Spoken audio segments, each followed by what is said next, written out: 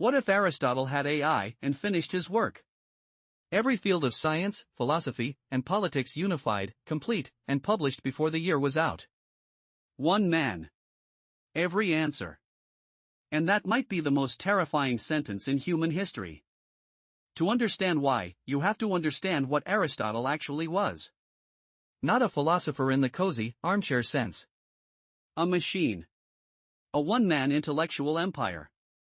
He wrote foundational texts on logic, biology, physics, ethics, politics, rhetoric, drama, metaphysics, and astronomy, most of them in a single decade. Alexander the Great funded his research.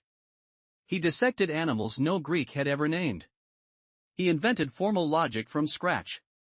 No tradition to borrow from. No shoulders to stand on. Just observation, classification, and relentless inference. His limitation was time. Every insight required a decade of observation. Every classification required physical specimens. He described the embryonic development of a chick by cracking open fertilized eggs every day for 3 weeks. Brilliant and agonizingly slow. Now give that mind a large language model, a connected database of every biological paper ever published, and a processing speed of billions of tokens per second. Picture the first contact. He sits at the interface. No tutorial. No guide. Just Aristotle, alone, and a cursor blinking. He would not panic. He would not worship it. He would do exactly what he always did. He would ask it a question and then immediately question the answer. Within minutes, he would understand he was talking to a pattern recognition engine, not an oracle. He would recognize its logic as syllogistic at its core and realize, with quiet astonishment, that he invented the underlying structure it runs on. That recognition would be the hinge moment. Because Aristotle would not use AI the way we do to answer questions we already have. He would use it to find the questions we have not thought to ask yet. Within hours, he would be feeding it his own texts, probing for contradictions. And the AI would find them. Dozens of internal inconsistencies across his corpus. Points where his biology contradicts his metaphysics. Where his ethics strain against his politics. He would sit with each one, not as a failure, but as a doorway. The acceleration would be staggering. In the real timeline, biology waited 2,000 years for Darwin. But Aristotle already had the concept of teleology, purpose embedded in form. With AI parsing genetic databases overnight, he might construct a proto-evolutionary framework before breakfast. Not natural selection exactly, but something adjacent. Something that sets Darwin's successors arguing about priority across centuries. Imagine the footnotes alone. Physics would be next. His original physics was wrong in almost every major claim. He believed heavier objects fall faster. He believed the universe had no vacuum. With AI running simulations drawn from centuries of corrected data, he would dismantle his own errors with the same methodical calm he built them with. No ego death. No crisis. Just revision. The man who said the mark of an educated mind is to hold a thought without accepting it would use AI to hold 10,000 thoughts simultaneously. Here is where the disruption becomes almost violent. Aristotle's authority in Western thought lasted nearly 2,000 years. Medieval scholars called him simply the philosopher, as if no other had existed. His errors became doctrine. His categories became the invisible cage inside which all thought occurred. Now imagine he self-corrects. Publicly. Comprehensively. Every institution built on his uncorrected texts, the church, the universities, the legal structures, would face a philosophical ground zero. Not because a rival challenged him. Because he corrected himself. But here is the contrarian twist hiding inside all of this: the disruption might not accelerate science. It might freeze it. Consider, if Aristotle produces a comprehensive, AI-verified, internally consistent theory of everything in the 4th century BCE, what happens to the friction that drives discovery? Science doesn't advance in straight lines. It advances through argument, error, dead ends, and the occasional furious outsider who ignores the consensus. A perfect Aristotelian system might be a more elegant cage than the flawed one history actually built. The second-order consequences get stranger still. Aristotle was not just a thinker, he was a teacher. His most famous student was Alexander the Great. With an AI-augmented Aristotle, what political philosophy gets handed to the man about to conquer the known world? Aristotle actually told Alexander to treat Persians as slaves by nature. He got that wrong. Badly wrong.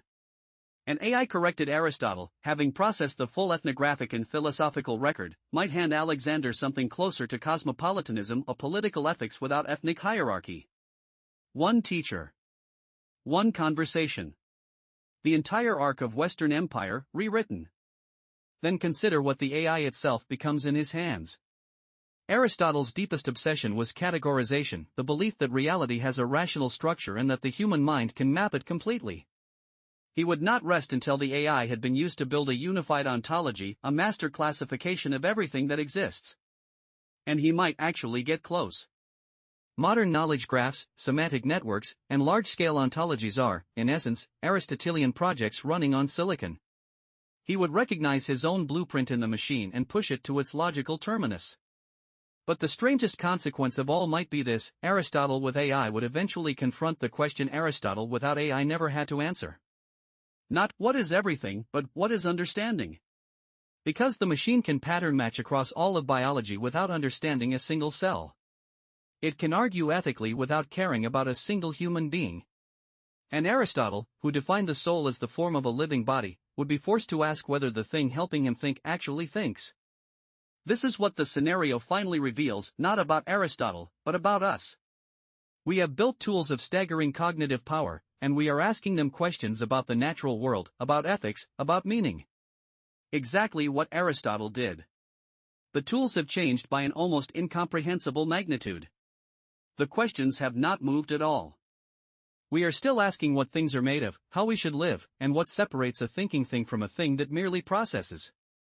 24 centuries of instrument building and the questions remain the same.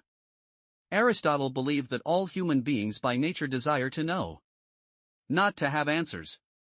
To know, which is a different, harder thing. The tool accelerates the gathering of answers. But the desire to know, the refusal to stop at a satisfying reply, the itch that turns an answer into a new question, that is not in the machine. That was in the man. That is in us.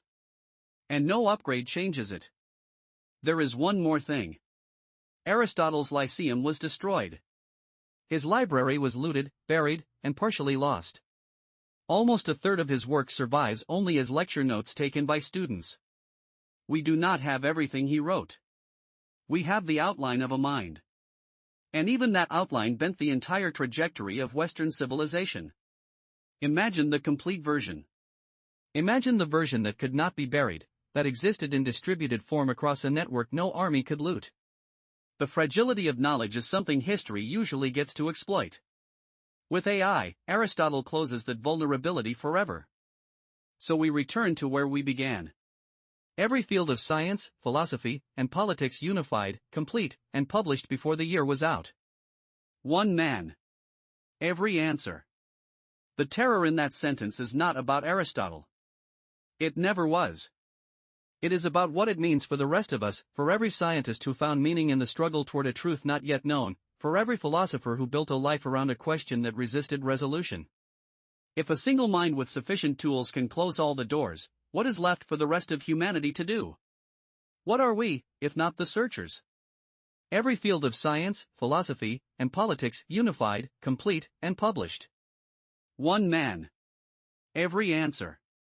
And that is the most terrifying sentence in human history. Not because it ends knowledge, but because it ends the search. And the search is what we are. Subscribe to The Vault before we find the next unanswerable question.